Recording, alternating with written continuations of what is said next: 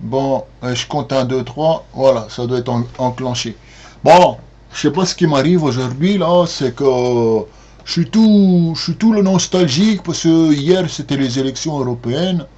Ben Dieu, je suis déçu parce qu'il y a plein de couillons qui ont encore voté pour Macron.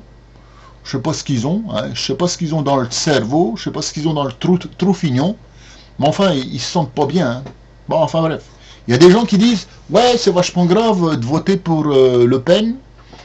Mais moi, personnellement, je trouve que c'est vachement grave de voter pour Macron. Je pense que Macron, il est vachement plus grave que Le Pen. Mais c'est mon opinion et je la partage avec moi-même. Alors aujourd'hui, comme je suis tout nostalgique, je me lance dans... Excusez, je suis en train d'essuyer mon écran parce que je postillonne, hein, je suis vieux. Alors je me suis dit, tiens, et si je faisais ma biographie? Alors c'est pas une biographie puisque c'est une vidéo. Je vais raconter ma vie parce que comme j'ai fait déjà 2 lettres d'adieu, c'est des vidéos d'adieu, d'accord. J'en ai fait une l'année dernière quand j'avais 60 ans. Là, cette année, j'en ai 61. Donc maintenant, j'ai fait ma 2e lettre d'adieu. Et là, je me dis, peut-être qu'en fait, il faudrait que je fasse quelque chose de plus poussé, plus structuré. Enfin, structuré, peut-être pas, mais plus poussé, plus dense, plus, voilà, plus philosophique, plus historique, hein, de ma naissance jusqu'à ce que je suis plus capable d'appuyer sur un bouton. Voilà. Alors voilà, moi, je suis né le 7 mai 1958 à Neuilly-sur-Seine. Alors vous allez dire, encore un riche. Ben non, ben non, ben non. Faut savoir que dans les années où je suis né, quoi, il y avait beaucoup de gens qui naissaient à Neuilly-sur-Seine. Pourquoi? Parce que je crois qu'il y avait beaucoup de cliniques pour les femmes qui allaient accoucher, je crois, hein. Il y avait un, parce que je vois, je connais plein de gens qui sont nés à Neuilly-sur-Seine et ils sont pas riches, hein. Et en plus, ils sont nés seulement et puis après, ils ont quitté les lieux, hein. Ils ont été expulsés par le propriétaire. Bon, donc voilà. Moi, je suis du côté de mon père, je suis issu d'une famille, on va dire, d'ouvriers, du côté du père de mon père. Et puis du côté de la mère de mon père, c'est aussi, on va dire, des ouvriers, mais déclassés. C'est-à-dire qu'avant, les ancêtres, ils étaient bourgeois. C'était des bourgeois qui ont dû, à mon avis, ils ont dû être ruinés par 14-18. Du côté de ma mère, c'est beaucoup plus simple, c'est des paysans, hein, aussi bien mon grand-père maternel que ma grand-mère maternelle, c'est des paysans. Alors oui, je voudrais expliquer pourquoi je roule des airs comme ça. En fait, j'imite, c'est un accent que j'imite, c'est pour que ça soit plus drôle, parce que quand j'ai une voix normale, c'est pas drôle. Tandis que quand j'ai un petit accent comme ça fait sympa. Peut-être que ça va vous casser les couilles. Excusez-moi, je vais utiliser aussi beaucoup de mots vulgaires. Enfin, c'est pas vulgaire, les couilles, on sait ce que c'est que les couilles, hein, c'est les coucougnettes, c'est... Voilà. Bon, mais enfin, c'est mon style, d'accord, voilà.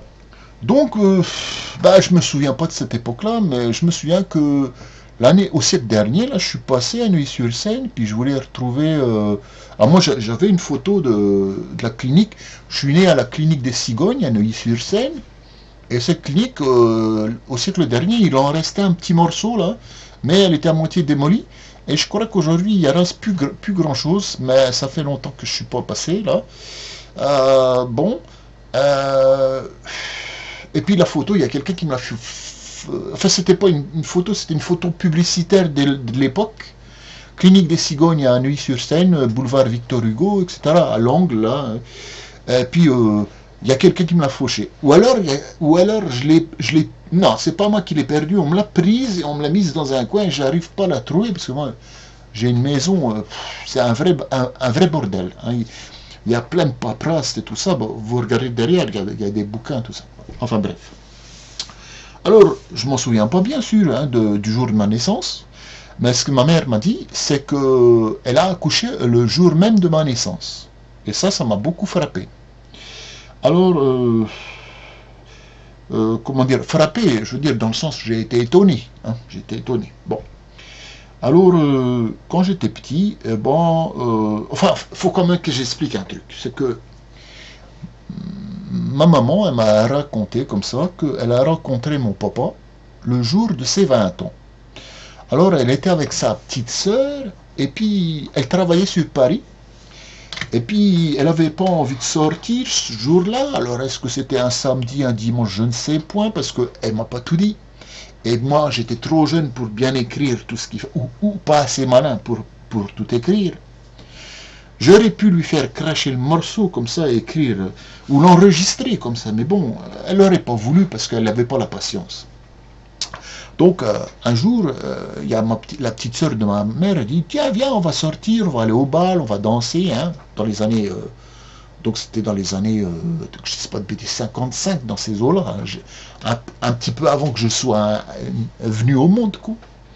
Et puis ma mère dit, oh non, j'ai pas envie, j'ai pas envie. La petite sœur, elle insiste, et puis ils vont au bal, et puis voilà, elle rencontre mon père. Et mon père, ce jour-là, il fait... Non, non, c'est pas ce jour-là, c'était un petit peu avant ses 20 ans. Alors je vous rappelle quand même que dans le temps, la majorité, c'est à 21 ans, hein, d'accord? Jusqu'en 1974, on était mineur jusqu'à 21 ans, d'accord? Donc, voilà. Donc, le jour de ses 20 ans, ma mère, elle rencontre mon père. Elle était un peu plus vieille que lui, hein. Je vais vous le dire, elle avait 6 ans de plus que lui. C'était un beau gars et tout ça, et puis patatrac, etc. Bon, ils ont dû faire crac-crac, hein, d'accord? Mais à quel moment ils ont fait crac-crac, je ne sais pas. Enfin, le problème, c'est que, visiblement, ils sont tombés amoureux l'un de l'autre. Je ne sais point, hein, je ne sais point, enfin bref. Et ils n'étaient pas parleux, hein, mes parents, hein, d'accord? Bon, enfin bref. Voilà que mon père, il doit partir à la guerre d'Algérie. Il a fait 28 mois à la guerre d'Algérie, mon père. Il aurait pu y passer perdre sa peau, quoi. Il aurait pu se faire tuer, cet homme-là. Et voilà pas qu'il fait un bébé, quoi. C'est moi, il me fait moi, quoi, avec ma mère, là.